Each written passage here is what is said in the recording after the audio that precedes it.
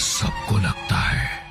मानसी और राघव अपने कमरे में सोए हुए थे। घड़ी में रात के लगभग 2:45 बज रहे थे। राघव का चेहरा पसीने से बुरी तरह भीगा हुआ था।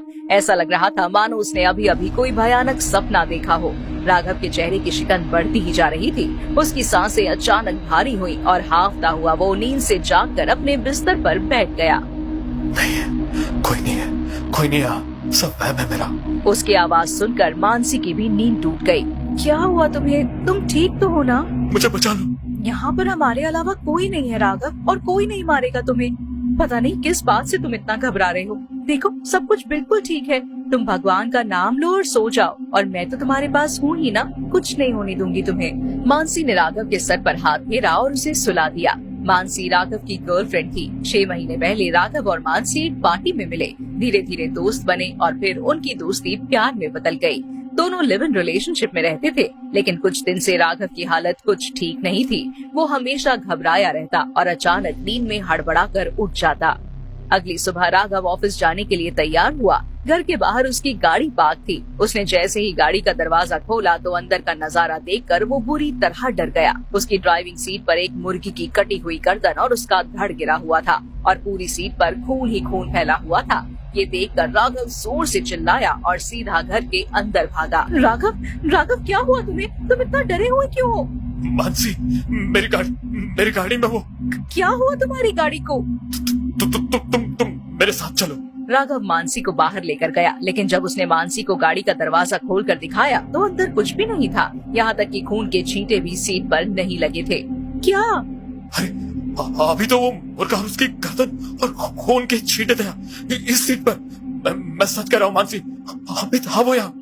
रिलैक्स, शांत हो जाओ राघव, कुछ भी नहीं है यहाँ पर। शायद तुम्हें फिर से कोई भ्रम हुआ है। प्लीज तुम अपनी दवाइयाँ टाइम पर लो। मैंने तुम्हारे बैग में भी तुम्हारी मेडिसिन रखी है। ऑफिस जाकर याद से खा लेना प्लीज। और कुछ नहीं है यहाँ पर, जस्ट रिलैक्स। मानसी ने राघव को समझाकर शांत किया। राघव कार ड्राइव करके ऑफिस के लिए निकला, लेकिन पूरे रास्ते उसके दिमाग में बस यही बातें चल रही थी। ऑफिस पहुंचकर उसने अपना लैपटॉप निकालने के लिए अपना बैग खोला, लेकिन तभी उसे अंदर कुछ चुभा और उसकी उंगली से खून निकलने लगा। उसने जल्दी से लैपटॉप बाहर निकाला और बैग के अंदर देखा तो बैग के अंदर एक नींबू रखा हुआ था, जिस पर बहुत सारी पिन्स चुभाई गई थी और नींबू के अंदर से लाल रंग का खून निकल रहा था।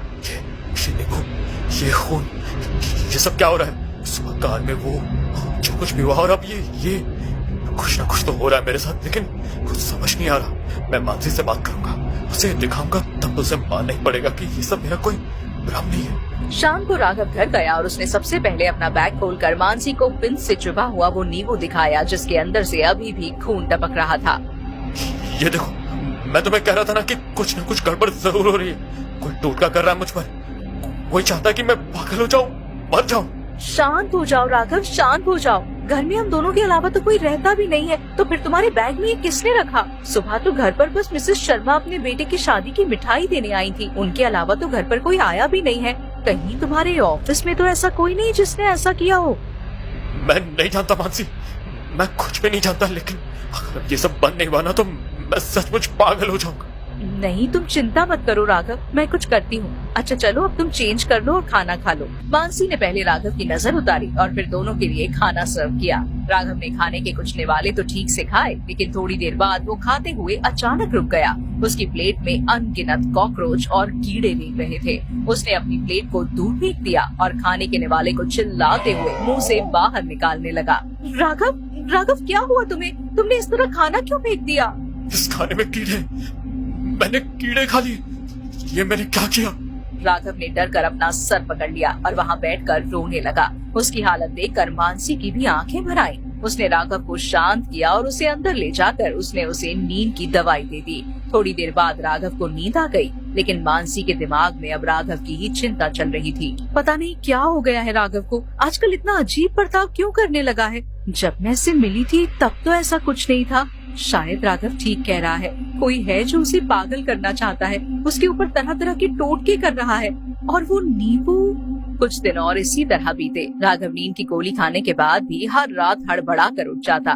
धीरे धीरे उसकी हालत किसी मेंटल पेशेंट जैसी होने लगी थी। तभी कुछ दिन बाद उसका बर्थडे आया। उसका मूड फ्रेश करने के लिए मानसी उसे बाहर डिनर पर लेकर गई। मैंने कहा था ना, तुम बाहर आओगे तो तुम्हारा मूड फ्रेश हो जाएगा। चलो अब सेलिब्रेशन तो हो गया, घर चलते हैं वरना बहुत देर हो जाएगी।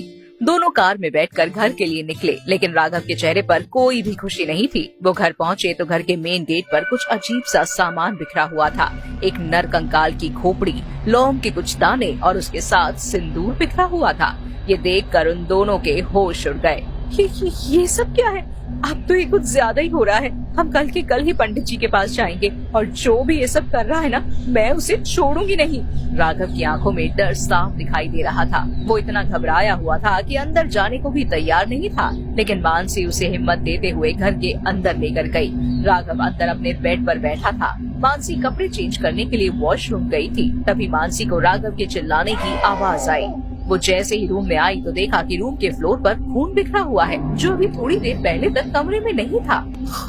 खून खून मैं आराम से यहाँ पर बैठा था मानसी, और अचानक फर्श पर खून की बूंदें हो रही। मुझे बहुत डर लग रहा है मानसी, ये सब क्या हो रहा है? तुम डरो मत राघव, कभी कभी बिल्ली घर पर आ जाती है। कितनी बार वो घर पर मरा हुआ कबूतर पकड़ के ले आती है। हो सकता है शायद उसी का खून होगा। मैं इसे साफ कर देती हूँ। मानसी खून साफ करने के लिए पोछा लेकर आई, लेकिन वो जितने ज्यादा खून की बूंदें साफ कर रही थी, उसे आगे तक और ज्यादा खून की बूंदें दिखाई दे रही थी। बिस्तर के नीचे भी खून की बूंदें फैली हुई थी। उसने जैसे ही बिस्तर के नीचे से सफाई करने के लिए पोछा आगे बढ़ाया तो कुछ नीचे गिरा। पहले तो मानसी को कुछ समझ नहीं आया, लेकिन जब उसने वो चीज बाहर निकाली तो उसे देखकर उसकी आत्मा सिहर उठी। एक काले रंग की वूडू डॉल किसी ने राघव के बिस्तर के नीचे कील से गाड़ी हुई थी और उसके भीतर अनगिनत पिन्स चुभाई गई थी।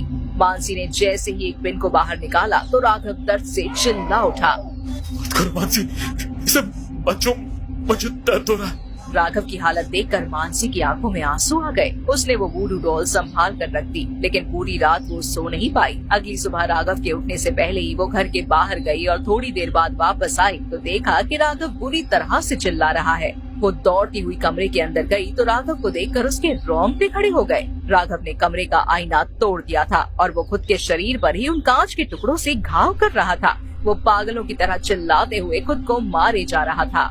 राघव ये क्या कर रहे हो तुम? ये क्या किया तुमने? मैं बस तुम्हारे लिए मंदिर से रक्षा सूत्र लेने गई थी और ये सब क्या हो गया? इस आईने के उस पार कोई खड़ा था मानसी, मुझे मारना चाहता था वो, इसलिए मैंने आईने को तोड़ दिया मैंने। राघव की हालत देखकर मानसी के आंसू रुकने का नाम नहीं ले रहे थे। उसने रोते हुए जल्दी से राघव कलाई पर सबसे पहले रक्षा सूत्र बांधा और उसके बाद उसके घावों को साफ करके उसकी बैंडेज की।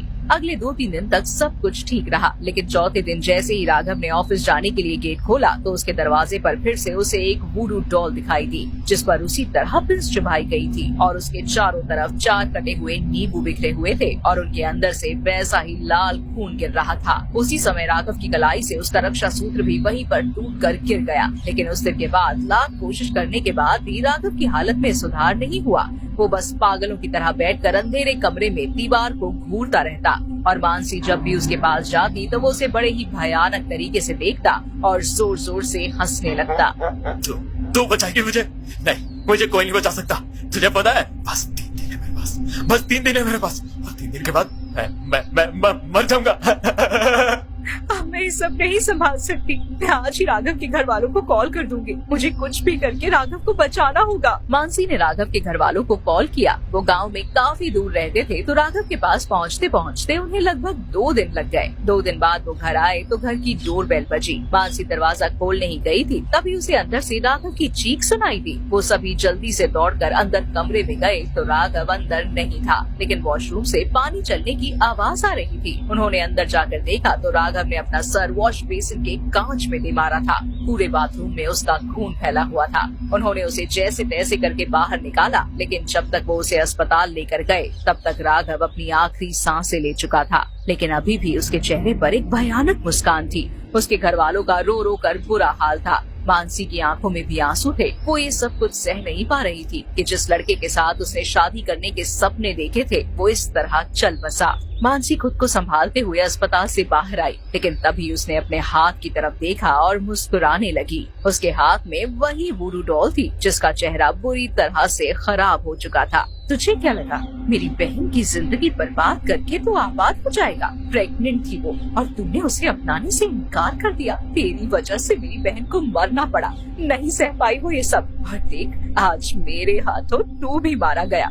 कितना सुकून मिला है मुझे आज। मेरी बहन का बदला पूरा हुआ। अब उसकी आत्मा मुक्त हो पाएगी, लेकिन तेरी आत्मा को तो शायद मरने के बाद भी मुक्ति नहीं मिलेगी।